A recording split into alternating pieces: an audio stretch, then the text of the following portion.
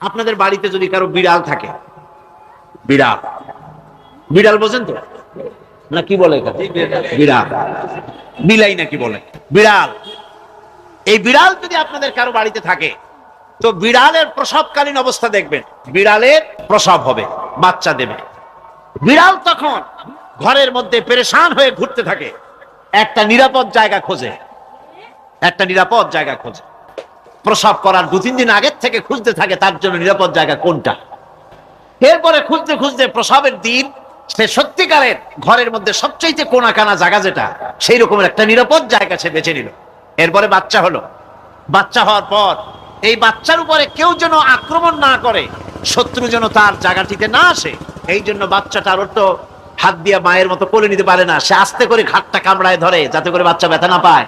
ওইভাবে করে ঘাট কামড়ায় ধরে আজকে এই সিঁড়ির নিচে, কালকে ওই খাটের নিচে, পরশুদিন এই আলমারির কোনায়, এইভাবে বাচ্চাগুলি সরায় সরায় রেখে বাচ্চাকে প্রতিপালন করে। এই বিড়ালটাই হেদায়েত দিলটা কে? যিনি দিলেন তার নাম রব, তিনি হচ্ছেন রব্বুল আলামিন। সন্তান প্রতিপালনের ব্যবস্থা শুধু দুনিয়ার মানুষকেই দেন নাই, প্রাণী জগৎকেও দিয়েছেন। সুবহানাল্লাহ। বলেন, মুরগির বাচ্চা হলো, ডিমের থেকে বাচ্চা বেরোলো, এই বাচ্চাগুলি হয়েছে গতকাল, আজকে বাচ্চাগুলি আদার খাচ্ছে মায়ের সাথে। হঠাৎ করে একটা চিল এলো আর ওর মা একটা সিগন্যাল মারলো, সাথে সাথে বাচ্চাগুলি দৌড়াইয়া এমন পলান দিল, আপনি তো ভালো একাদশীর বাপেও তালাশ করে পাবে না যে মুরগির বাচ্চা পলাইলো কই। এখন ওই বাচ্চাটিকে এই সিগন্যাল সম্পর্কে কে অবহিত করলো যে এইরকম একটা আওয়াজ শুনলে এটা ভীতির আওয়াজ, এটা সাইরেন, এটা বিপদ সংকেত, এটা ডেঞ্জার সিগন্যাল, এটা শুনলে দেখলে তাড়াতাড়ি করে আত্মগোপন করবা। কে শিখাইলো? কে শিখাইলো? আল্লাহ পাক শিখাইছেন। এখন এক শ্রেণীর বুদ্ধিজীবী তারা আবার উল্টা কথা কয়। তারা বলে কি? তারা বলে যে মুরগি বাচ্চা, এই বাচ্চা যে দৌড় মারলো, এখানে আল্লাহ এইসব কিছু নাই, নাউযুবিল্লাহ মিন যালিক। তো এখানে কি আছে? কয় যে এখানে বিষয়টা হলো এই যে এই মুরগি আর মোরগ, ওর বাপ মা, এই দুজনের মধ্যে আছে সিলের ভয়, আছে শিয়ালের ভয়। ওই ভয় ওদের মধ্যে ছিল, এই মা বাপের ক্রসের মাধ্যমে বাচ্চা আসছে, কাজে ওই ভয়, বাপের যদি কোনো রোগ থাকে, মায়ের রোগ থাকে, তো এগুলি তো বাচ্চার মধ্যেও ঢোকে। তো ভয় হোক, সুখ হোক, দুঃখ হোক, এই অনুভূতি স্বাভাবিক প্রক্রিয়ার মাধ্যমে বাচ্চার মধ্যে ঢুকছে, আর সিল দেখে আওয়াজ শুনে সে আত্মগোপন করেছে। এইটা আমি পড়িয়া আমি আমার আলোচনা এক জায়গায় বললাম বুদ্ধিজীবীদের উদ্দেশ্যে, যদি সত্যিই তাই হয়, মোরগ আর মুরগি মা বাবার মধ্যেই ভয় আছে বলে বাচ্চার মধ্যেই ভয় ঢুকছে, সেই জন্য সে আত্মগোপন করছে, তাহলে আবার মানুষের ব্যাপারে কথাটা আনি। মানুষেরা সাপের ভয় করে না মহব্বত করে? কথার জবাব দিলে না, যখন তখন মনে হয় আপনারা সাপ বুঝি ভালোবাসেন। সাপ আমরা সকলেই ভয় পাই, মায়ও ভয় পায়, বাবাও ভয় পায়। এই মায়ের গর্ভে সন্তান এসছে, সন্তানের বয়স 2 বছর, 2.5 বছর, ঘরের মধ্যে কেউ ছিল না, ঘরের মধ্যে একটা সাপ আসছে, একটা সুন্দর সাপ, দেখতে সুন্দর, কিন্তু সে সাপে কামড়ালে মানুষ মরে যায়। ওই সাপটা মাথা উঁচু করে ফনা ধরেছে। এই বাচ্চাটা কি সাপ দেখে দৌড় মারবে, না বাচ্চাটা ওই সাপটাকে ধরার জন্য সে এগিয়ে যাবে? কোনটা করবে? এগিয়ে যাবে। তাহলে মা বাপের ভয়, তাদের মা বাপের রক্তের মধ্যে, শিরার মধ্যে, সব জায়গায় সাপের ভয়, তার মাধ্যমে বাচ্চা হিসেবে বাচ্চার মধ্যে সাপের মহব্বত হইল, কারণ ভয় হইল না কেন বাচ্চা অবস্থা। সুবহানাল্লাহ।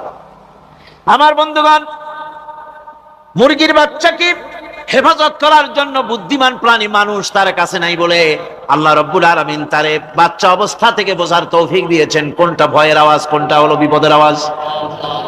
মানব সন্তানের প্রতিপালন করার জন্য তার মার বাবা আছে বলে ওই রকম করে পশুদের মতো আল্লাহ বানান নাই, তাকে হেফাজত করার জন্য মা বাপ আছে বলে এই দায়িত্ব আল্লাহ পাক মা বাপের উপরে ছেড়ে দিয়েছেন।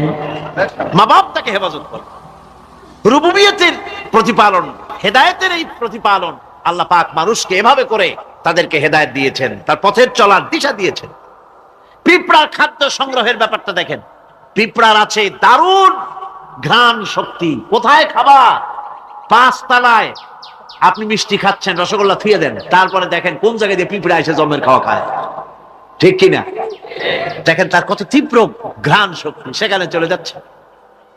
তাকে হেদায়েত দেওয়া হয়েছে, তাকে ঘ্রাণ শক্তি দেওয়া হয়েছে।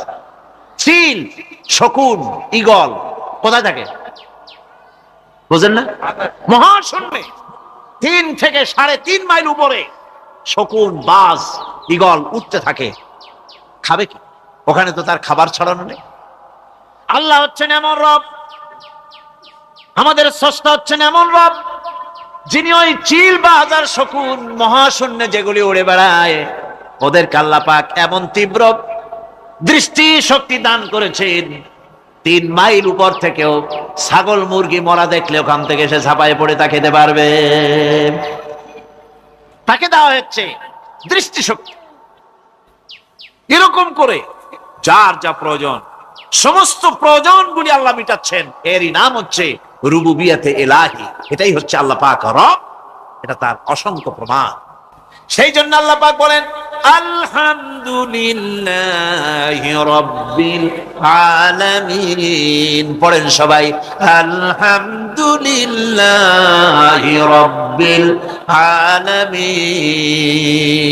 সমস্ত প্রশংসা হচ্ছে আল্লাহ পাকের জন্য। কোন আল্লাহ? প্রথমে তো আল্লাহ বললাম, তারপর বললাম রব, এখন বলা হচ্ছে কোন রব? যিনি আলামিন, রব্বিল আলামিন, যিনি সমস্ত জাহানের রব। তাহলে বোঝা যাচ্ছে রব, জগৎ একটা না। জগৎ, কথা বুঝতেছেন আমার? জগৎ একটা নয়, অসংখ্য জগৎ আছে, বহুমাত্রিক জগতের কথা এখানে আল্লাহ পাক বলছে। আমি এই জন্য বলি যে কোরআন হচ্ছে বিজ্ঞানের উৎস। কোরআন বিজ্ঞানের কি? বিজ্ঞানের আবিষ্কার যত বাড়বে, বিজ্ঞান চিরটা কাল কোরআনের কাছে ভিক্ষার হাত দিয়ে এতিমের মতো দাঁড়ায় থাকবে কিয়ামত। আজ পৃথিবীর বিজ্ঞানীরা বলছে জগৎ সম্পর্কে, আমরা মনে করছি পৃথিবীটাকে, আমাদের কাছে জগৎ দুইটা। কয়টা জগৎ? একটা জগৎ হলো এইটা, ইহজগৎ আর পরজগৎ, এছাড়া আর কিছু জানি না। এই দুইটাই জগৎ আমাদের কাছে। এখন দেখেন বিজ্ঞানীরা কি বলছে। বিজ্ঞানীরা বলছেন সৌরজগতে শুধু আমাদের সৌরজগৎটাই শেষ না, অসংখ্য সৌরজগৎ আছে মহাশূন্যে, অসংখ্য সৌরজগৎ। পৃথিবীর প্রতি 4 বিলিয়ন মানুষ যদি এক একটা সৌরজগৎ দখল করে, তাতেও সৌরজগৎ শেষ হবে না। আরো সহস্র সহস্র বিলিয়ন বিলিয়ন সৌরজগৎ আরো ফাঁকা পড়ে থাকবে। এত সৌরজগৎ আল্লাহ সৃষ্টি করেছেন। এই মহাশূন্যে বহুমাত্রিক জগতের কথা আল্লাহ পাক এখানে বলেছেন। এই পৃথিবী একটা জগৎ, এই মাটির তলে আছে আর এক জগৎ, সমুদ্রের ভিতরে আছে পানির তলার আর এক জগৎ। আর মহাশূন্য যে কি তা আপনার মাথায় শূন্য হয়ে যাবে চিন্তা করতে করতে। এই জন্য বিজ্ঞানীরা, বড় বড় বিজ্ঞানী, এরা কিন্তু নাস্তিক হয় না। বর্তমান বিজ্ঞানীরা চিন্তা করে গবেষণা করে খেই হারিয়ে ফেলছে মহাশূন্যকে দেখে। যেখানে আছে গ্যালাক্সি, যেখানে আছে মিল্কি ওয়ে, যেখানে রয়েছে অসংখ্য তারকা, এই পৃথিবীটা মহাশূন্য আল্লাহ যেভাবে তৈরি করেছেন, সেই তুলনায় এই পৃথিবী একটা মার্বেলের চাইতে খুব বেশি একটা বড় কিছু হয় বলে মনে হয়। পৃথিবী যদি হয় একটা মার্বেলের মতো, তাহলে আমরা যে মানুষ, আমাদের অস্তিত্ব কোথায়? চিন্তা করেন। এবার মহাশূন্যে চলেন। মহাশূন্য সে কি বিশাল মহাশূন্য! একটা তারকা থেকে আর একটা তারকায় যদি যেতে হয়, তাহলে সহস্র সহস্র বিলিয়ন বছরের দরকার হবে। কি বছর? এ দুনিয়ার বছর না, আলোকবর্ষ, লাইট ইয়ার। আলো চলে প্রতি সেকেন্ডে কত? 1,86,000 মাইল। এই 1,86,000 মাইলের সেকেন্ড, এর মিনিট, এর ঘন্টা, এর দিন, এর মাস, এর বছর, এই আলোকবর্ষ। সহস্র সহস্র আলোকবর্ষ পার হয়ে যাবে এক তারকা থেকে আর এক তারকায় পৌঁছানো সুকঠিন। এ ধরনের অসংখ্য তারকা আল্লাহ পাক তৈরি করে রেখেছেন। সূর্য হচ্ছে পৃথিবীর চাইতে 13 লক্ষ গুণ বড়। এরকম সূর্য বিজ্ঞানীরা এখন বলছে, আগে বলতো 1 কোটি সূর্যের চাইতে বড় তারকা, এখন বলতেছে এই রকমের পৃথিবীর চাইতে 13 লক্ষ গুণ বড় যে সূর্য, এরকম 3 কোটি সূর্য খাইয়ে ফেলাইতে পারে। এরকম সহস্র সহস্র তারকা এক একটা গ্যালাক্সির ভিতরে আল্লাহ পাক তৈরি করে গেছেন। এখন মনে হচ্ছে যে এই তারকাগুলি বড় না, এই তারকাগুলি চাইতো আবার বড় জিনিস কি, সেটাকে বলা হয় ব্ল্যাক হোল। সেটাকে বলা হয় ব্ল্যাক হোল, অন্ধকার কূপ। ব্ল্যাক হোল আবার ম্যানহোল বুঝবেন না, কিন্তু ম্যানহোলের ঢাকনা চুরি হয় যেমন। তবে একটা দৃষ্টান্ত আপনি বুঝতে পারেন, রাস্তায় রাস্তায় যেমন অসংখ্য ম্যানহোল আছে, ওই রকম করে মহাশূন্যে অসংখ্য ব্ল্যাক হোল আছে, একটা দুইটা না, অসংখ্য। এই ব্ল্যাক হোল আবার দেখা যায় না, অদৃশ্য ব্ল্যাক হোল। এই ব্ল্যাক হোল গুলো কি? এগুলি কোরআনে কারীমের মধ্যে আল্লাহ পাক বলেছেন, ফালা উকসিমু বিমাওয়াকিন নুজুম, ফালা উকসিমু বিমাওয়াকিন নুজুম, শপথ সেই পতন স্থানের যেখানে নক্ষত্র সমূহ ধ্বংস হয়ে যায়, ধ্বংসপ্রাপ্ত হয়, কসম সেই স্থান সময়ে। সুবহানাল্লাহ। এই অন্ধকার কূপের, এই অন্ধকূপের কসম করছেন আল্লাহ পাক। সেই অন্ধকূপটা কি? সেই ব্ল্যাক হোলটা কি? সেই ব্ল্যাক হোল হচ্ছে ওই যে তারকার কথা বললাম, যে সূর্য খাইতে পারে, 3 কোটি সূর্য খাইতে পারে, এই রকমের তারকাগুলি ঘুরতে ঘুরতে কোনো এক কারণে যখন সে ব্ল্যাক হোলের রেঞ্জের মধ্যে এসে যায়, তখন ব্ল্যাক হোল ওকে এমন ভাবে চুষে হজম করে ফেলে, যেমন বাচ্চা চকলেট চুষা খাইয়া ফেলায়, এইরকম ব্ল্যাক হোলগুলি অত বড় তারকাগুলি খাইয়া চুষা শেষ করে ফেলে দেয়। সুবহানাল্লাহি বিহামদিহি।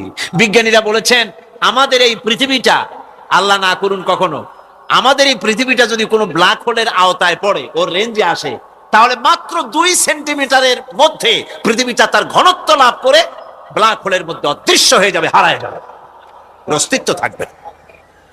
আল্লাহ পাক, আশ্চর্য লাগে আমার, বিজ্ঞানের বইপত্র যখন পড়ি আমার কাছে আশ্চর্য লাগে, 1400 বছর আগে নবী কোন বিজ্ঞানাগারে পড়াশোনা করেন নাই, কোন সায়েন্স নিয়ে রিসার্চ করেন নাই, সেই নবীর মুখ থেকে এমন বিজ্ঞানময় কোরআন আল্লাহ বের করালেন, যে আজকের পৃথিবীর মডার্ন যুগের বিজ্ঞানীরা কোরআনের কাছে এতিম হয়ে দাঁড়ায় আছে। পৃথিবীর কোন বিজ্ঞানী বলতে পারবে না যে কোরআনে কারিমের অমুক আয়াতটা আনসাইন্টিফিক, এটা হাদিস আমাদের বিজ্ঞানের সাথে মিল খায় না, এমন কথা বলতে পারবে না। বরং কোরআন সার্টিফাই করবে তোমার এই বক্তব্য, তোমার এই থিওরি মোস্ট আনসাইন্টিফিক, কোরআন বলবে। ওরা বলতে পারবে না যে আয়াতটা আনসাইন্টিফিক।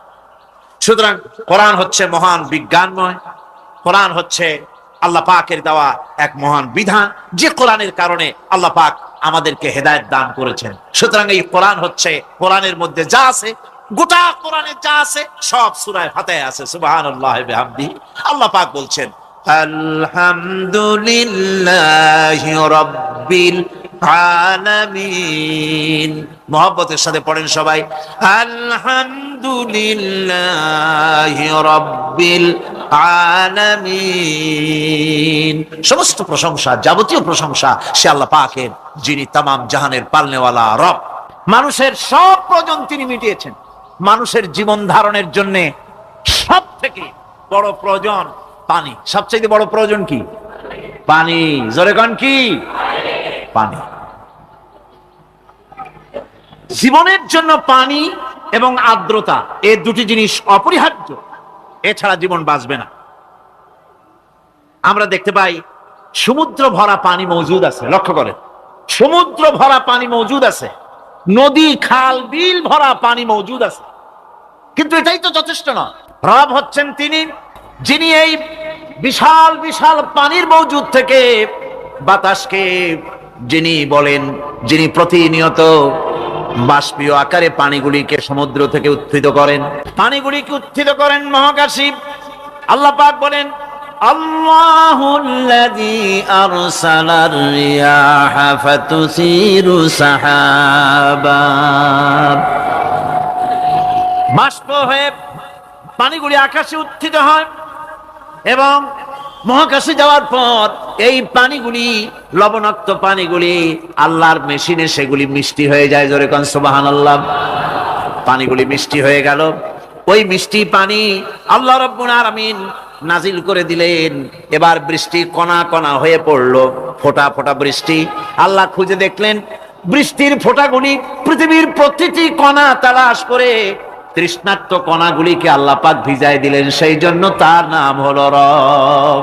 তিনি হচ্ছেন রব, প্রয়োজন মিটান।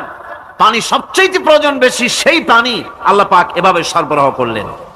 জমিনের চারিদিকে নদী নালা রেখেছেন, জমিনকে আর্দ্র করেছেন, জমিনের ভিতরের পানি মিষ্টি করেছেন, টিউবওয়েল মারলে পরে, পাম্প করলে পরে ভিতর থেকে মিঠা পানি আল্লাহ পাক বের করে দেন, সুবহানাল্লাহ।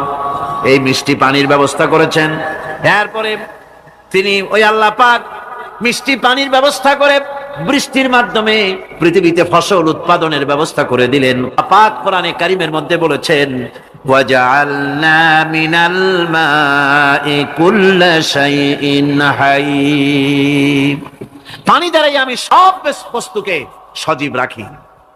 বৈশিষ্ট্যের দিক থেকে পানির রয়েছে অনেক গুণ, আশ্চর্য গুণ।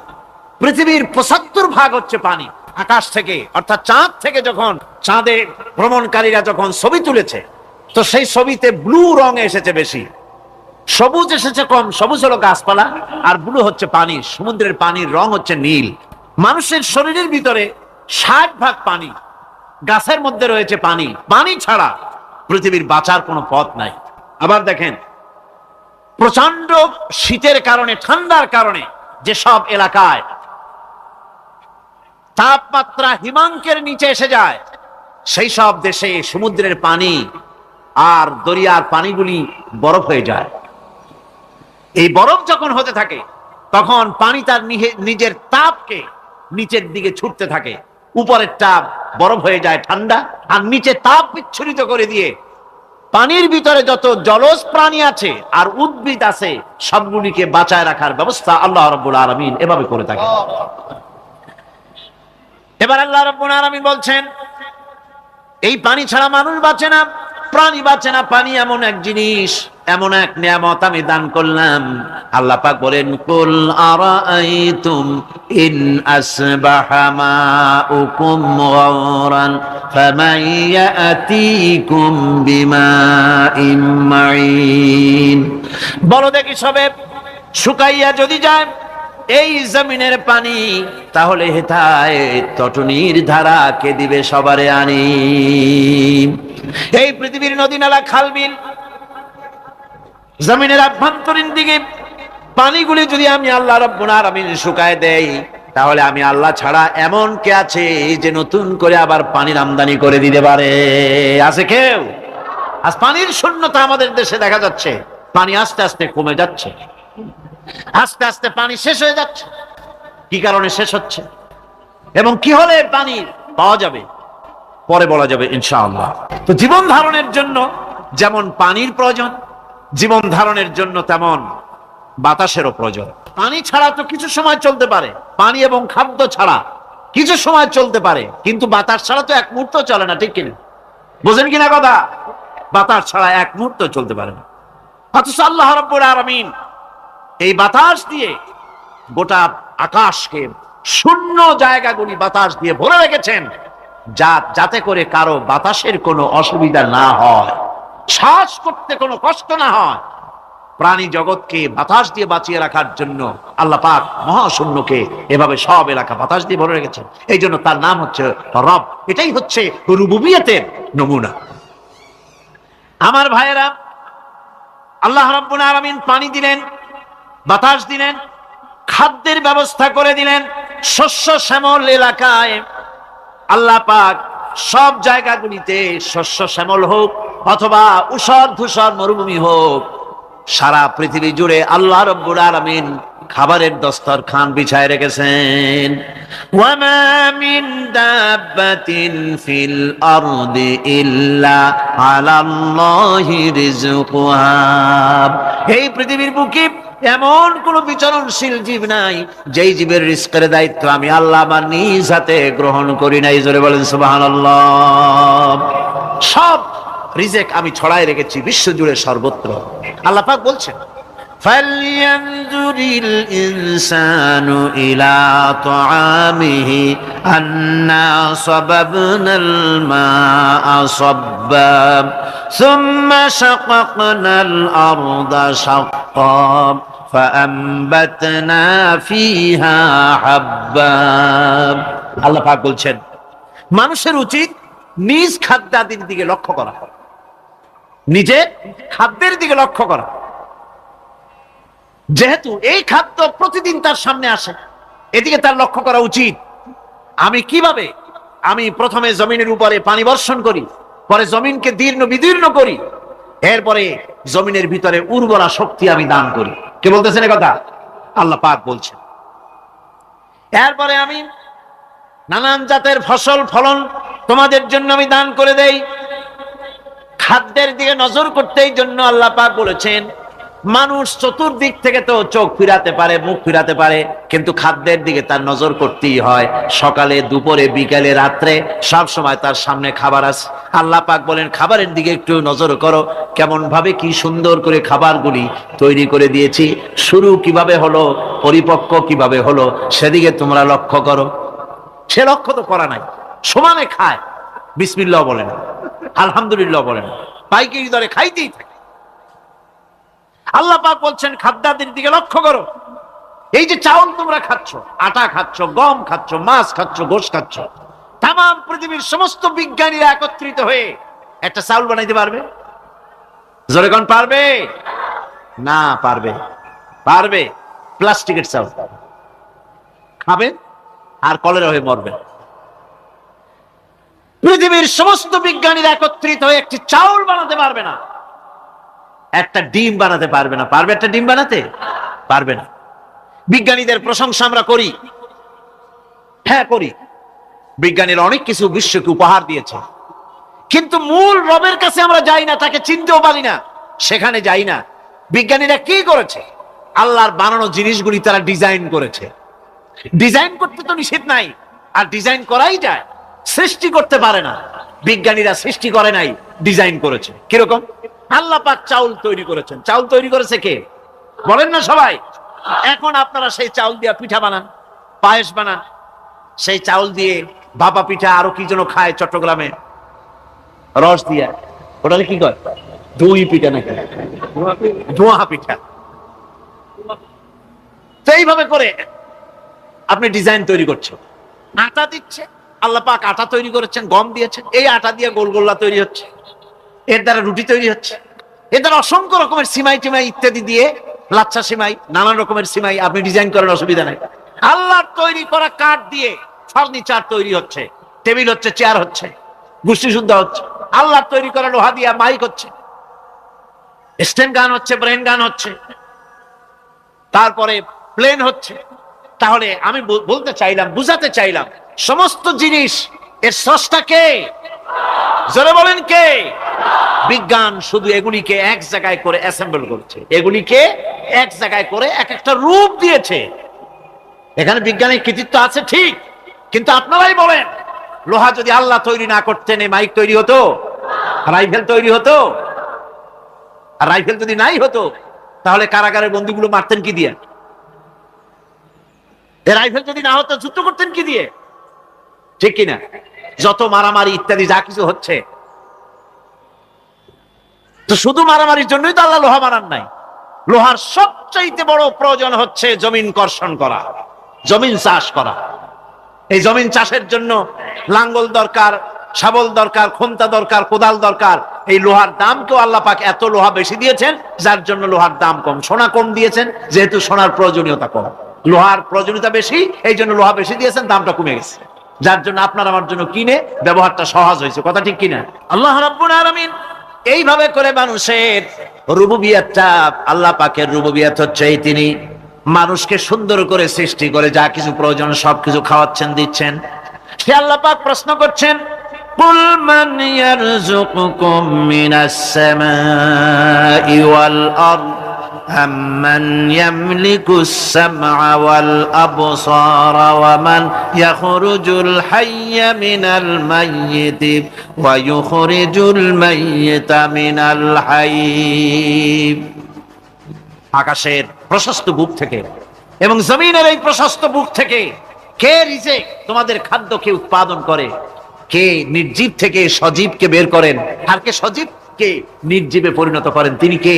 তিনি হচ্ছেন আল্লাহ পাক। আল্লাহ পাক বলছেন, এই প্রশ্ন যদি তাদেরকে করা হয় তো তারা কি বলবে? আল্লাহ পাক বলেন, ওয়ামান ইউদাব্বিরুল আমরা ফাসায়াকুলুনা আল্লাহ ফাকুল আফালা তাত্তাকুন। হে নবী, এদেরকে প্রশ্ন করুন। এদেরকে যদি প্রশ্ন করা হয়, এই পৃথিবীর সুন্দর পরিচালনা পদ্ধতি কে করেন, তাহলে তারা এক কথায় বলবে, নিজের থেকেই বলবে আল্লাহ। কে করছেন সবকিছু? আল্লাহ। আল্লাহ পাক বলেন নবী তাহলে তাদেরকে বলেন, এ কথা জানার পর, এ কথা বোঝার পরেও কেন তারা ঔদাসীন্যতা দেখাচ্ছে, কেন তারা গাফিল হয়ে যাচ্ছে, কেন তারা আল্লাহ পাককে ভয় করে তার পথের অনুসারী হচ্ছে না? যে আল্লাহ রাব্বুল আলামিন এত কিছু করছেন, তিনি তার পরিচয় সম্পর্কে বলে দিচ্ছেন, ফাযালিকুমুল্লাহু রাব্বুকুমুল হক ফামাযা বা'দাল হক ইল্লাদ দালাল। নিশ্চয়ই এসবের মূলে রয়েছেন তোমাদের রব, আমাদের আল্লাহ, আমাদের রব। সুতরাং উজ্জ্বল সত্য প্রকাশিত হওয়ার পর গোমরাহি ছাড়া আর কিছুই বাকি থাকে না। সুতরাং যারা সত্যের পথের অনুসরণ করতে চায়, রবকে চিনতে হবে, আল্লাহ পাককে জানতে হবে এবং তাকে অনুসরণ করতে হবে, তাকে রব হিসাবে চিনতে হবে। এটা হচ্ছে সেই রুবুবিয়াত ইলাহি যার দিকে হযরত মুসা আলাইহিস সালাম ইঙ্গিত করেছিলেন ফেরাউন যখন তাকে প্রশ্ন করেছিলেন, ফামান রাব্বুকুমা ইয়া মুসা, হে মুসা তোমাদের দুজনের রব কে? তোমাদের রব, তোমাদের প্রভু কে? তিনি জবাব দিলেন, রব্বুনাল্লাযী আ'তা কুল্লা শাইইন খালকাহু সুম্মা হাদা। রব হচ্ছেন আমাদের তিনি, যিনি নাকি আমাদের প্রতিপালক, আমাদেরকে সৃষ্টি করেছেন এবং আমাদেরকে হেদায়েত দিয়েছেন, সঠিক পথের দিশা দিয়েছেন। এখানে হেদায়েত হচ্ছে, এখানে হেদায়েত শব্দের অর্থ হচ্ছে সৃষ্টি শুধু করেন নাই, তাকে চলা, তার খাদ্য অনুসন্ধানে, তাকে বেঁচে থাকার সবকিছুর উপকরণ, এর কমন সেন্স, এর সাধারণ জ্ঞান আল্লাহ পাক তার সাথে দিয়েছেন। তিনি হচ্ছেন রব। আমাদের ভাগ্য কত সুপ্রসন্ন, আমরা ভাগ্যবান, কারণ কোরআন শোনার সুযোগ আল্লাহ পাক করে দিয়েছেন। তারাই তো শ্রেষ্ঠ ভাগ্যবান যারা কোরআন শোনার সুযোগ পায়, যারা কোরআন তেলাওয়াত করে, যারা কোরআন বোঝে, যারা কোরআন আমল করে। তাদের থেকে সৌভাগ্যবান আর কে হতে পারে? গোটা বিশ্বের বুকে সর্বশ্রেষ্ঠ সৌভাগ্যবান জাতি হচ্ছে মুসলমান। আমি যদি প্রশ্ন করি পৃথিবীর শ্রেষ্ঠ ভাগ্যবান জাতি কারা, কি জবাব দিবেন? কারণ কোরআনে কারীম এ জাতির কাছে অবিকৃত, অকৃত্রিম উপায় এ জাতির কাছে মাহফুজ আছে, যা বিশ্বের কোন জাতির কাছে তাদের ধর্মীয় কিতাব অবিকল ভাবে নাই। এদিক থেকে আমরা সৌভাগ্যবান জাতি। আবার যদি প্রশ্ন করি এ পৃথিবীর ভিতরে হতভাগ্য জাতি কারা, আপনারা কি জবাব দিবেন? জানেন না বোধহয়। হতভাগ্য জাতিও এই মুসলমান। কারণ কোরআনে কারীমের মতো আজিম একখানা কিতাব যাদের কাছে আল্লাহ পাক আমানত হিসাবে দান করেছেন, এই কোরআনে কারীম থেকে যারা হেদায়েত নিতে পারলো না, উপকৃত হতে পারলো না, কোরআন দিয়ে ভাগ্যের পরিবর্তন করতে পারলো না, ভাগ্যকে সুপ্রসন্ন করতে পারলো না, তাদের চাইতে হতভাগ্য, তাদের চাইতে দুর্ভাগা পৃথিবীতে আর কে হতে পারে? আজ পৃথিবীতে যদি আমরা তাকাই তো দেখতে পাবো সব থেকে বেশি মার খাচ্ছে মুসলমানেরাই। দুনিয়ার যেদিকে তাকান সেদিকেই মুসলমানেরা নির্যাতিত, নিগৃহীত, মার খাচ্ছে, ক্ষুধায় কষ্ট পাচ্ছে, লাঞ্ছিত, নিগৃহীত হচ্ছে। তাহলে তার অর্থ কি এই ধরে নেওয়া হবে যে কোরআন থাকবে যে জাতির কাছে, সে জাতি পৃথিবীতে সবচাইতে লাঞ্ছিত, নিগৃহীত, অবহেলিত হবে, মার খাবে, ক্ষুধা দারিদ্র তাদেরকে পেয়ে বসবে, তারা শ্বাস করার সময় পাবে না? এটাই কি ধরে নিতে হবে?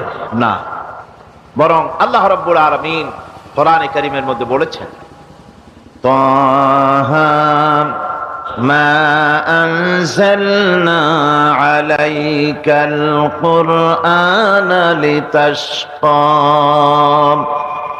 হে নবী, কোরআনে কারীম আমি আপনার প্রতি অবতীর্ণ করেছি এই জন্যে যে কোরআন আপনার ভাগ্যকে সৌভাগ্যে পরিণত করে দেবে, আপনাকে সৌভাগ্যবান বানাবে।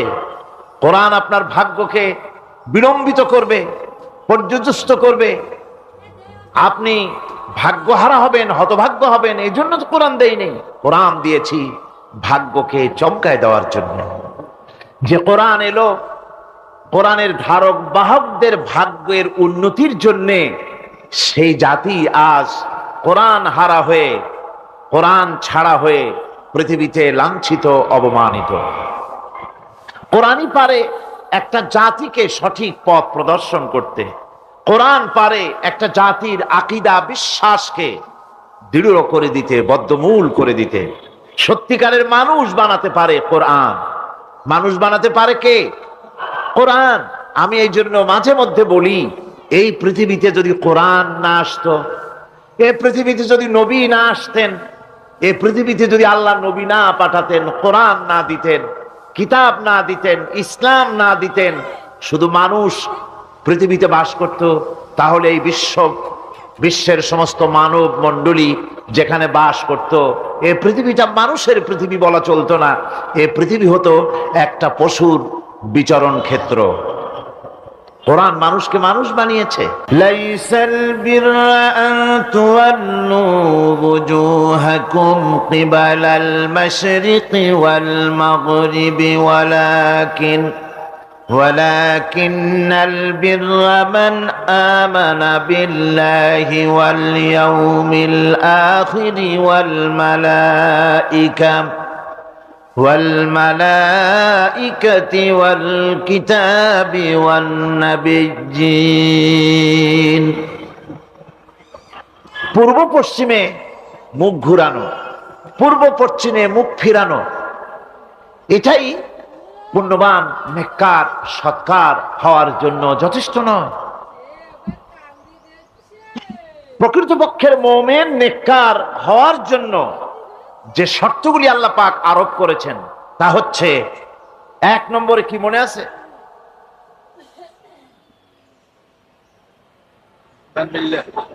এত আস্তে আস্তে বলতেছেন, মনে হয় আপনি নিজেও শুনতেছেন কিনা তাও সন্দেহ। এর 1 নম্বরে হচ্ছে,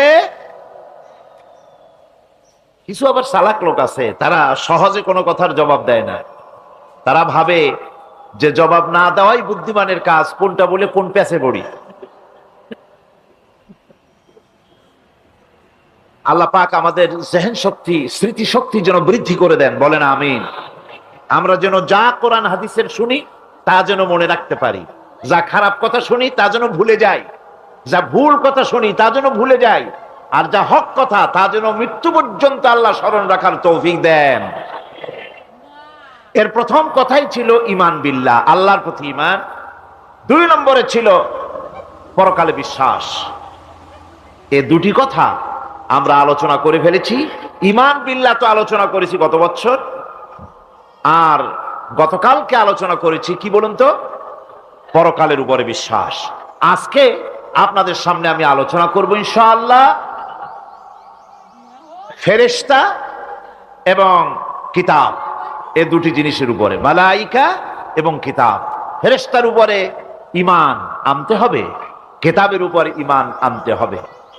শুধু পূর্ব পশ্চিমে কতগুলো সেজদা দিলেই এতে যদি কপালে দাগও পড়ে যায়, এটি একটি উপমা আল্লাহ দিয়েছেন, একটা উপমা, একটা দৃষ্টান্ত দিয়েছেন যে পূর্ব পশ্চিমে মুখ ঘুরানো এটা একটি উপমামূলক কথা। এটাই যথেষ্ট নয়, ঈমান আনতে হবে, বিষয়টা বুঝতে হবে, আকীদাকে মজবুত করতে হবে। আজকে মালাইকা, ফেরেশতা সম্পর্কে আমরা আলোচনা করব, তারপরে কিতাব সম্পর্কে আলোচনা করব। ওমা তৌফিকি ইল্লা বিল্লাহ। ফেরেশতাদের প্রতি ঈমান, এটা হচ্ছে আল্লাহর প্রতি ঈমানের পরিপূর্ণতা মাত্র। আল্লাহর উপরে ঈমানটা পরিপূর্ণ করতে হলে ফেরেশতাদের উপরে বিশ্বাস করতে হবে। এর উদ্দেশ্য শুধু ফেরেশতাদের উপরে স্বীকৃতি দানই নয়, বরং প্রকৃতপক্ষে এই বিশ্ব ব্যবস্থায় তাদের স্থান কি এটা জেনে নিতে হবে। ফেরেশতারা হচ্ছে আল্লাহ রাব্বুল আলামিন তার আজ্ঞাবহ গোলাম, আল্লাহ পাকের, তারা হচ্ছেন দাস, আল্লাহ পাকের বান্দা, আমাদের মতো। আমরা যেমন আল্লাহর গোলাম, ফেরেশতারাও আল্লাহর গোলাম।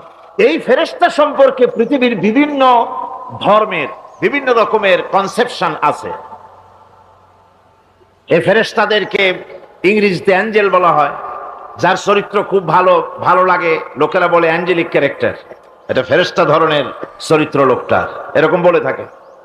সুতরাং খ্রিস্টান হোক, ইহুদি হোক, আর হিন্দু হোক, যে কোনো জাতের লোক হোক, ফেরেশতায় তারা বিশ্বাস করে। আর এই ফেরেশতাদের উপরে তাদের বিশ্বাসটা হচ্ছে বিকৃত। কি ধরনের? কারো মতে ফেরেশতা হচ্ছে প্রকৃতির সন্তান, কারো মতে ফেরেশতা হচ্ছে আল্লাহর মেয়ে। নাউযুবিল্লাহি মিন যালিক। যার কারণে সূরা আন-নাজমের মধ্যে আল্লাহ পাক এর প্রতিবাদ করেছেন। আল্লাহ পাক বলছেন, ওরা দাবি করলো ফেরেশতা হচ্ছে আল্লাহর মেয়ে। আল্লাহ পাক বলছেন, আলাকুমুদ যাকারু ওয়া লাহুল উনসা তিলকা ইযান কিসমাতুন দিজা। কি হে, তোমরা ছেলেগুলি নিজেদের জন্য নিয়ে নিলে আর মেয়েগুলি আমার ভাগে ফেলে দিলে, এটা কি ধরনের অসম বন্টন? ফেরেশতাকে তারা বলেছে আল্লাহর মেয়ে, আবার কেউ বলেছে ফেরেশতারা আল্লাহর ছেলে। তারপরে কেউ বলেছে ফেরেশতা হচ্ছে আল্লাহর মদদগার, আবার কেউ বলেছে ফেরেশতা হচ্ছে মানুষের অভিযোগ শ্রবণকারী, মানুষের প্রয়োজন পূরণকারী।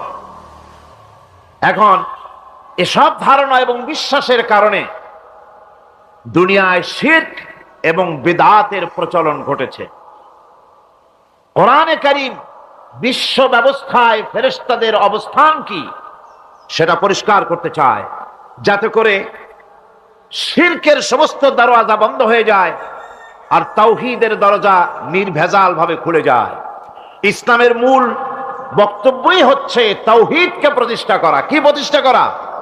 তাওহীদকে প্রতিষ্ঠা করা, আর শিরক আর বিদআতের শিকড় শুদ্ধ তুলে ফেলা। এটাই হচ্ছে ইসলামের মূল আইডিয়া। কোরআনের ভাষায় স্পষ্ট করে বলা হয়েছে যে ফেরেশতারা আল্লাহর মেয়েও নয়, আল্লাহর ছেলেও নয়, তারা হচ্ছে আল্লাহর বান্দা। বলুন তো ফেরেশতারা আল্লাহর কি? কোরআনে কারীমে রব্বুল আলামিন বলেন, وقالوا اتخذ الرحمن ولدا سبحانه بل عباد مكرمون। কাফেররা বলে দয়াময় কাউকে পুত্র বানিয়ে নিয়েছেন। পবিত্র সেই সত্তা যার সম্পর্কে তারা এই বাজে কথাগুলি বলে, তার কোনো ছেলেও নাই, তার কোনো মেয়েও নাই। ফেরেশতারা তো তার সম্মানিত বান্দা মাত্র। ইবাদুম মুকরামুন, ফেরেশতা হচ্ছে সম্মানিত বান্দা। সুবহানাল্লাহি ওয়া বিহামদি। ফেরেশতারা হচ্ছে আল্লাহর কি? শুধু বান্দা না, সম্মানিত বান্দা। কারণ ফেরেশতারা আল্লাহর সঙ্গে অবাধ্য হতে পারে না, তার কোন হুকুমকে অমান্য করার কোন অধিকার ফেরেশতাদের নাই। আল্লাহর ছেলেও নাই, আল্লাহর মেয়েও নাই। এ কথাটি ছোট্ট সূরার মধ্যে তাওহীদের একটা ক্লিয়ার কনসেপশন আল্লাহ পাক দিয়েছেন, ছোট্ট একটি সূরার ভিতরে।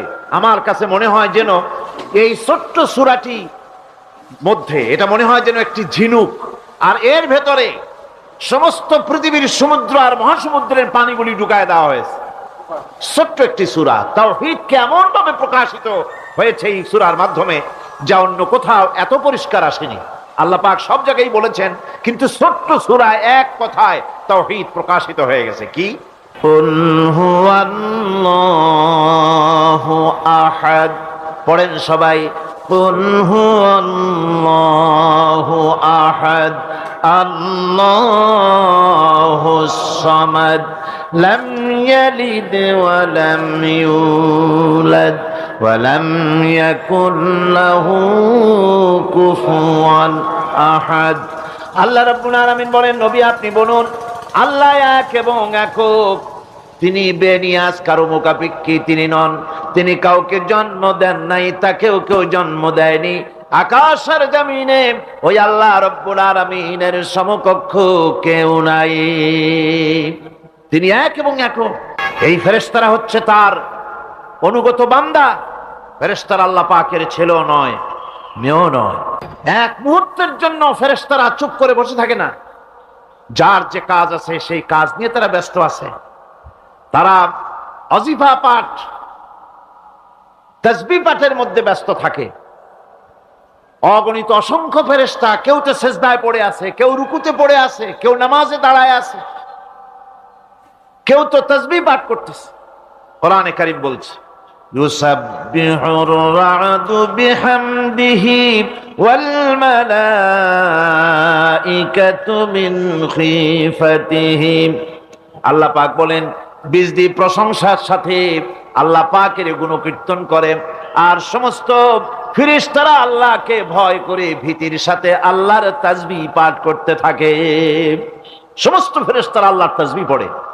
আপনাদের মনে আছে আল্লাহ পাক যখন হযরত আদমকে সৃষ্টি করবেন বললেন, ইন্নী জাইলুন ফিল আরদি খলিফা, ফেরেশতারা বলেছিলেন, নাহনু নুসাব্বিহু বিহামদিকা ওয়া নুকাদ্দিসু লাক, আমরাই তো তাসবিহ পড়ি, আমরাই তো আপনার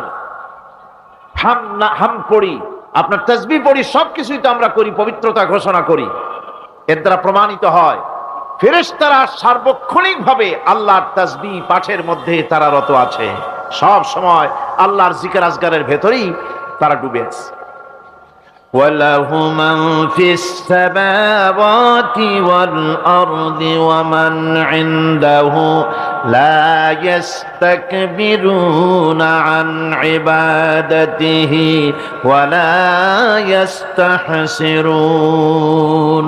আসমান এবং জমিনে যা কিছু আছে এবং তার কাছে যা কিছু আছে সব আল্লাহর তাসবিহ পাঠে নিরত আছে।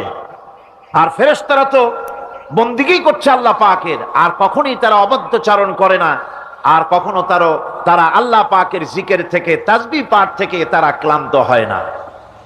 কি হয়েছে? ঠিক হয়ে যাবেন সব।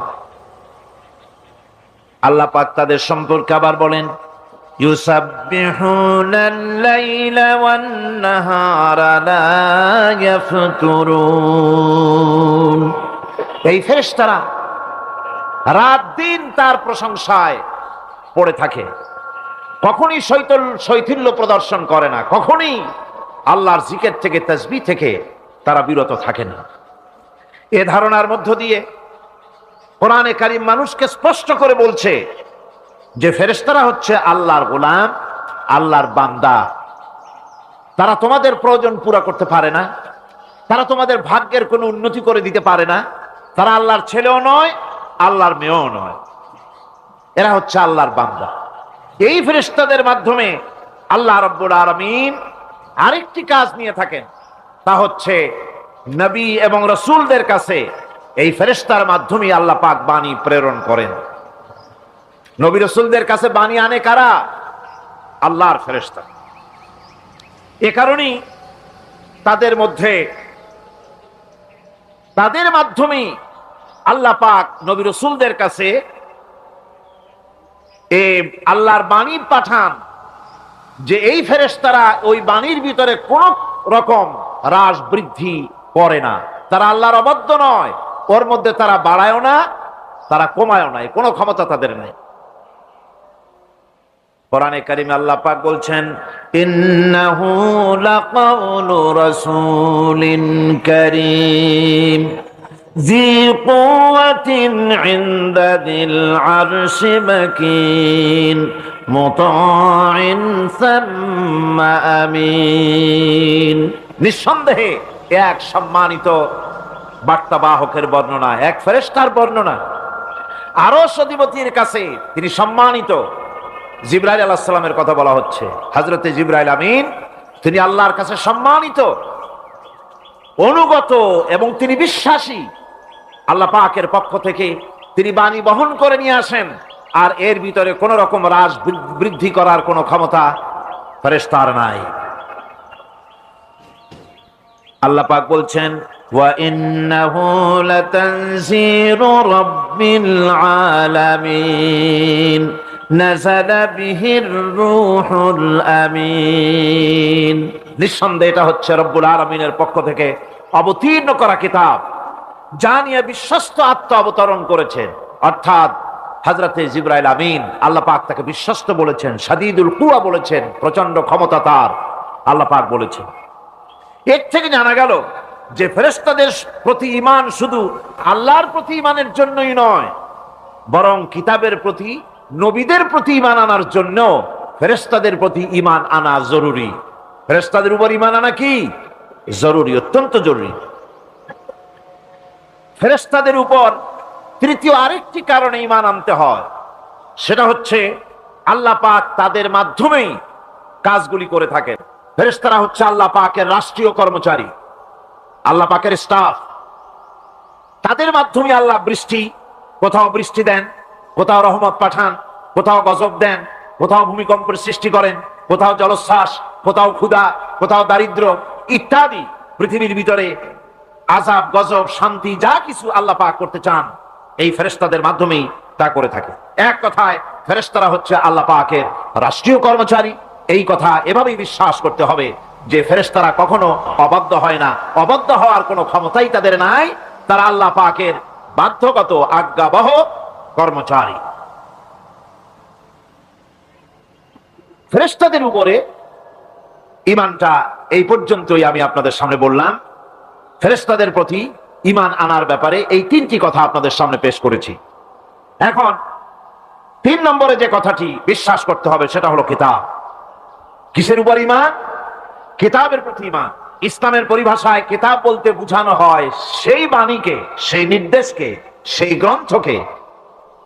বড় বড় কিতাব, তার মধ্যে সর্বশেষ যে কিতাবখানি তার নাম হচ্ছে কোরআন। জোরে বলেন, তার নাম কি?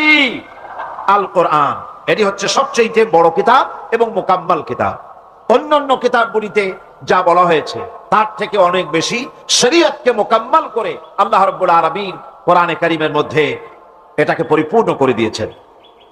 নবুয়ত আর কিতাব দুটির জিনিসের ভিতরে একটা সম্পর্ক আছে। নবুয়ত এবং কিতাব দুটোই আল্লাহর পক্ষ থেকে আসছে। নবুয়ত আসছে কার কাছ থেকে? আর কিতাব আসছে আল্লাহর কাছ থেকে। নবুয়ত এর দাবি কেউ নিজের থেকে করতে পারে না। এই কথা আমি বহুবার আপনাদের সামনে আলোচনা করেছি। নবী দাবির ভিত্তিতে হয় না, নবী আল্লাহ বানান। ইলেকশন করে, নির্বাচন করে এমপি বানানো যায়, মন্ত্রী বানানো যায়, প্রেসিডেন্ট বানানো যায়, চেয়ারম্যান বানানো যায়, মেম্বার বানানো যায়, কিন্তু ইলেকশন করে নবী বানানো যায় না। নবী ইলেকশনে হয় না, নবী হয় কিসে? সিলেকশন। নবী কিসে হয়? সিলেকশনে। সিলেকশনটা করেন কে? আল্লাহ রাব্বুল আলামিন। সুতরাং নবী আল্লাহর কাছ থেকে আসে, আর কিতাবও আল্লাহর কাছ থেকে আসে।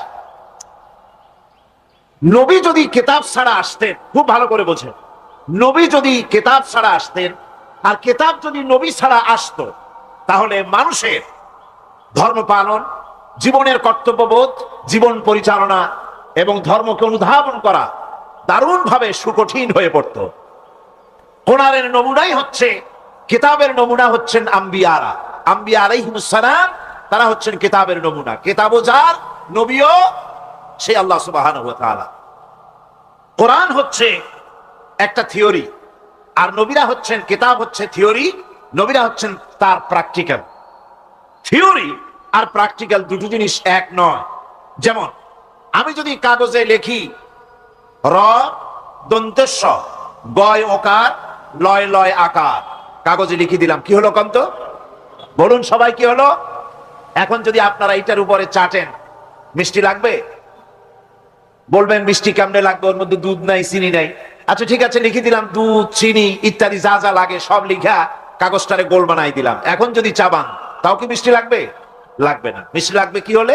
দুধ কিনতে হবে, ছানা বানাতে হবে, চিনি শিরা তৈরি করতে হবে, তারপরে রসগোল্লা বানাতে হবে, এরপরে আপনি ফ্রিজে রাখবেন, চামচ দিয়ে কাটবেন, মজা করে খাবেন, তখন আপনার ভালো লাগবে, ঠিক কিনা? এখন ভালো লাগলো কেন? যেহেতু এটা প্র্যাকটিক্যালে আসছে। আর আগে কাগজ চেটেছেন, কাগজ চাবাইছেন, ভালো লাগে নাই, কারণ থিওরি চাবাইছেন। প্র্যাকটিক্যালে না আসা পর্যন্ত মজা পাওয়া যাবে না। সেই জন্যে কোরআন হচ্ছে একটা থিওরি, কাগজে লেখা একটা থিওরি। এই থিওরিটা আল্লাহ রাব্বুল আলামিনের। এই থিওরি যদি প্র্যাকটিক্যাল না থাকে, মডেল না থাকে, আদর্শ না থাকে, তাহলে তা পালন করা মানুষের জন্য দুঃসাধ্য, সুকঠিন। এই জন্য আল্লাহ সুবহানাহু ওয়া তাআলা কোরআনের মুজাসসাম নমুনা হিসেবে পেশ করেছেন মুহাম্মদুর রাসূলুল্লাহ সাল্লাল্লাহু আলাইহি ওয়াসাল্লাম। তিনি হচ্ছেন কোরআনের মডেল। সুবহানাল্লাহি ওয়া বিহামদিহি। যার জন্য তিনি স্পষ্ট করে বলতে পেরেছেন যে কথা কেউ বলতে সাহস পায়নি, যে কথা নবী বলেছেন। আল্লাহর নবী বলেছেন, ও আমার সাহাবীরা, দিনের আলোতে তোমরা আমার ভিতরে যা দেখতে পাও, রাতের বেলায় আমার ভিতরে তোমরা যা দেখতে পাও। ও আমার স্ত্রীরা, দিনের আলোতে আমার ভিতরে যা দেখতে পাও, রাতের আধারে আমার মধ্যে যা দেখতে পাও, যে সব আচরণ, আমার চলাফেরা, দিন ও রাতের আলোচনাগুলি, দিন ও রাতের চরিত্রগুলি, দিন ও রাতের আমার কর্তব্য পালন, আমার মধ্যে যা দেখতে পাও সবগুলি খুলে খুলে মানুষের সামনে বলে দাও। এই কথা তো আর কেউ বলতে পারেনি পৃথিবীতে। নবীরা ছাড়া এত বড় কথা পৃথিবীর আর কেউ বলতে সাহস পাবে না। কথা ঠিক কিনা কোন? জোরে বলেন, পারবে বলতে?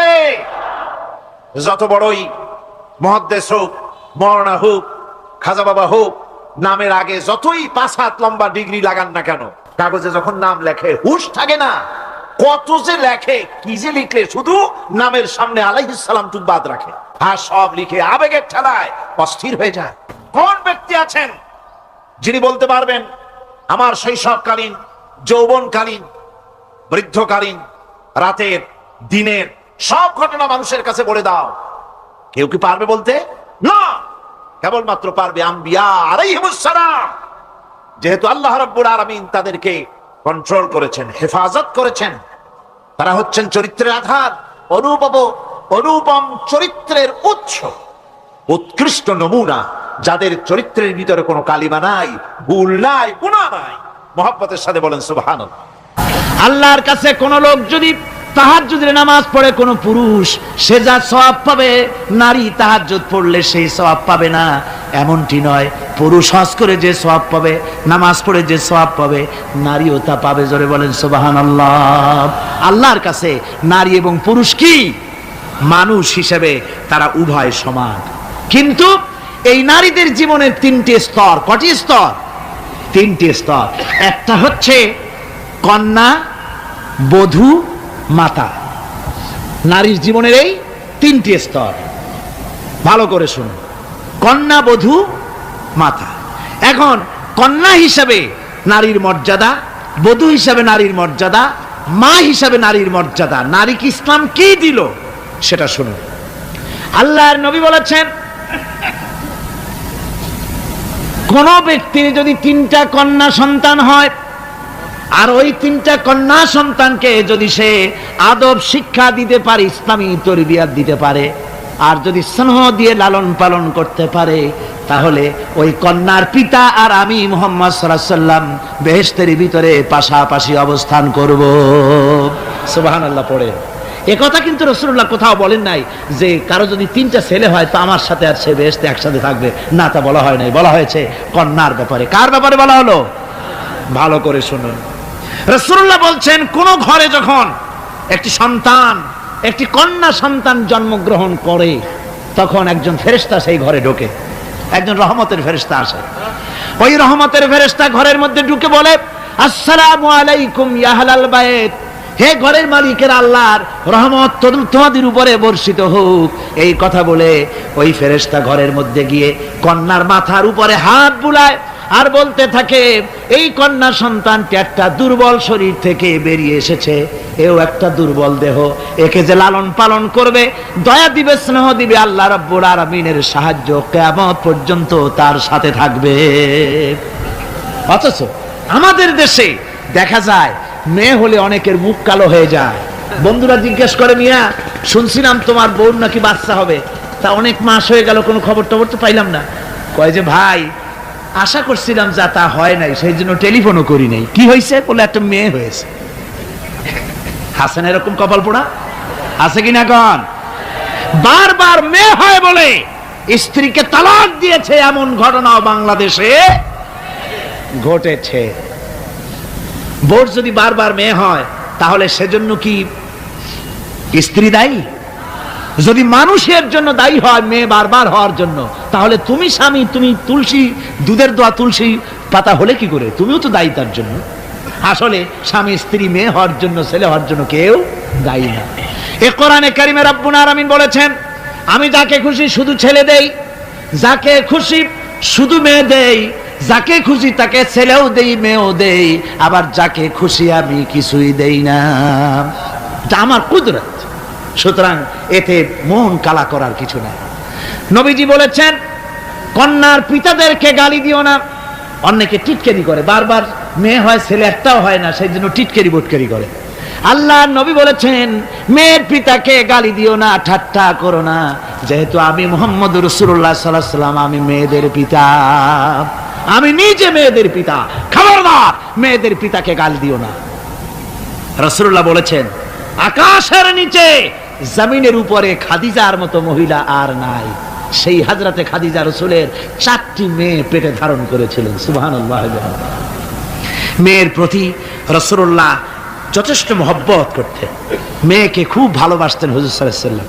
হুজুরের কলিজার টুকরা ছিলেন মা ফাতিমা রাদিয়াল্লাহু তাআলা আনহা। হুজুর যখন কোথাও যেতেন, সকলের শেষে দেখা করতেন ফাতেমার সঙ্গে, আর বিদেশ থেকে সফর করে এসে সকলের আগে দেখা করতেন ফাতেমার সঙ্গে। সুবহানাল্লাহ। রাসূলুল্লাহ আরো বলেছেন, তোমরা যখন বাজারে যাবে বা ব্যবসা করতে যাবে বা বিদেশে যাবে, আসার সময় যে সব হাদিয়া নিয়ে আসো। আমরা যখন বাইরে যাই, বাজারে যাই, কিছু হাদিয়া আনি না, জামা কাপড় চকলেট ইত্যাদি আমরা আনে থাকি। রাসূলুল্লাহ বলেছেন, হাদিয়াগুলি তোমরা যারা বিদেশে যাও, বাজারে যাও, হাদিয়া আনবে, আর এনে ঘরের মধ্যে ঢুকে তা শুরু করবে মেয়েকে দিয়ে। প্রথমে দেবে মেয়েকে। সুবহানাল্লাহ। মেয়ের মর্যাদা ইসলামে সব চাইতে বেশি। কোন যুগে? যে যুগে মেয়ে হলে পরেই মাটির নিচে ঘেরে রাখতো, আছাড় মেরে মেরে ফেলে দিত। বেআইয়ি যামবিন কুতিলাত, কোন অপরাধে তাদেরকে হত্যা করা হলো। আল্লাহ পাক কোরআনে কারীমের মধ্যে বলেছেন, তাদের অপরাধ আর কিছু না, তারা নারী, এই জন্য তাদেরকে মেরে ফেলা হতো। রাসূলুল্লাহ তাদের ইজ্জত দিলেন। সুবহানাল্লাহ বিহামদিহি। রাসূলুল্লাহ সম্মান দিলেন, ইজ্জত দিলেন তাদেরকে। কন্যা হিসাবে নারীর এই মর্যাদা। ফাতেমাকে রাসূল এত ভালোবাসতেন, ইন্তেকালের সময় হযরত ফাতেমা কাঁদতে কাঁদতে বেহুশ হয়ে যাওয়ার উপক্রম হয়ে গেছে। রাসূলুল্লাহ হযরত ফাতেমাকে ইশারা দিলেন। হযরত ফাতেমা তার কান নিয়ে রাসূলুল্লাহর মুখের কাছে লাগাই দিলেন। আল্লাহর নবী কি যেন বললেন কানে কানে। হযরত ফাতেমার কান্না বন্ধ হয়ে গেল। হযরত আয়েশা বলেন, মা, রাসূলুল্লাহ তোমার কানে কানে কি বলল আর তোমার কান্না বন্ধ হয়ে গেল? হযরত ফাতেমা বলেন, ইয়া আম্মা জান, আমার আব্বা আমার কানে কানে বলল, মা ফাতেমা তুই কাঁদিস না, তোর কান্না আমার বরদাস্ত হয় না, তোমাকে কাঁদতে হবে না। আমি তোমাকে সুসংবাদ দিয়ে যেতেছি, আমি মরে যাওয়ার পর সর্বপ্রথম তোমার সাথে আমার দেখা হবে। রাসূলুল্লাহর এই ভবিষ্যৎবাণী হযরত ফাতেমা বুঝতে পেরেছেন যে হুজুরের ইন্তেকালের পরে আমার বেশি দেরি হবে না, আমিও তাড়াতাড়ি হুজুরের সাথে শামিল হতে পারবো। হুজুরের ইন্তেকালের 6 মাস পরেই হযরত ফাতেমা রাদিয়াল্লাহু তাআলা আনহা ইন্তেকাল করেছিলেন। কন্যা হিসেবে নারীর মর্যাদা ইসলাম অনেক অনেক গুণে বাড়িয়ে দিয়েছে। এই কন্যা শিশু, কৈশোর, যৌবন পেরিয়ে যখন যৌবনে তার বিয়ে হয়ে যায়, আল্লাহ রাব্বুল আলামিন তখন বলেন, ওয়া মিন আয়াতিহি আন খালাকা লাকুম মিন আনফুসিকুম আজওয়াজান লিতাসকুনু ইলাইহা ওয়া জাআলা বাইনাকুম মাওয়াদ্দাতান ওয়া রাহমা। আল্লাহ পাক বলেন, আমার নিদর্শনের ভিতরে এটাও একটি নিদর্শন যে আমি তোমাদের থেকে তোমাদের জোড়া তৈরি করেছি, তোমাদের স্ত্রীদেরকে তৈরি করেছি, তোমাদের সাথে তোমাদের স্ত্রীর ভালোবাসা সৃষ্টি করেছি, মহব্বত সৃষ্টি করেছি। এই মহব্বত আমি আল্লাহ তৈরি করেছি।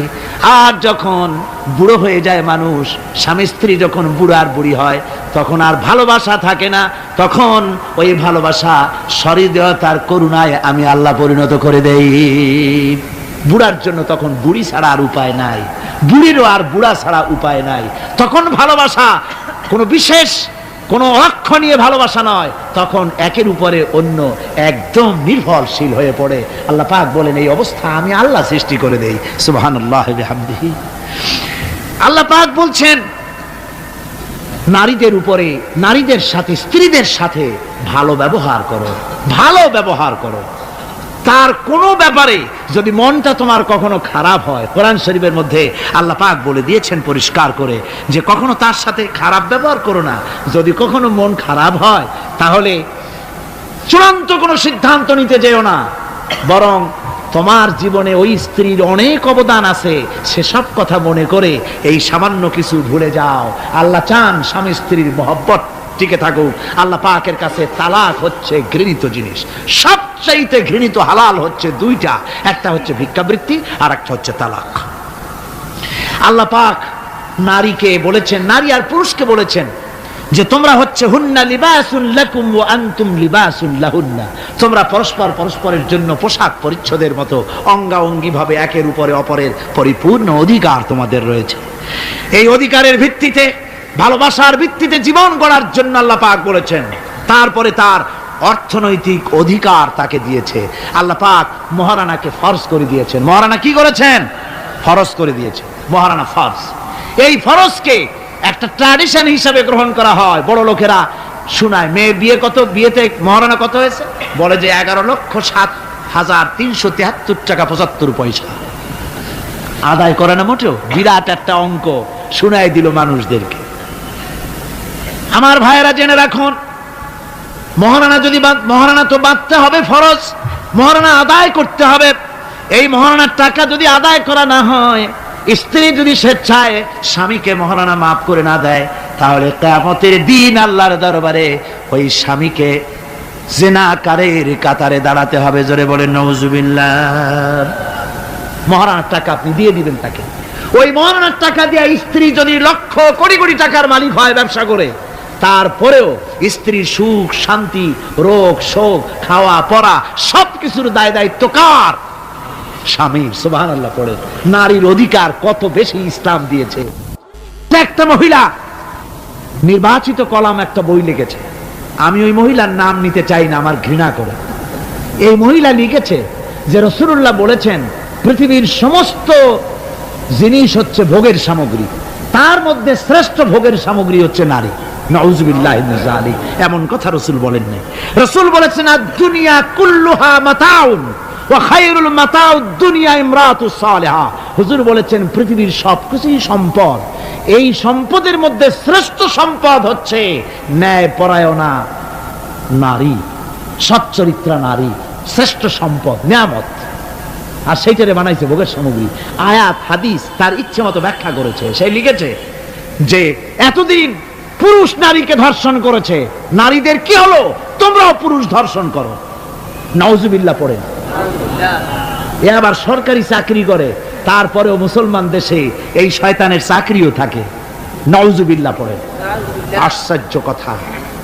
আমি জানতে পেরেছি এই মহিলা অনেকগুলি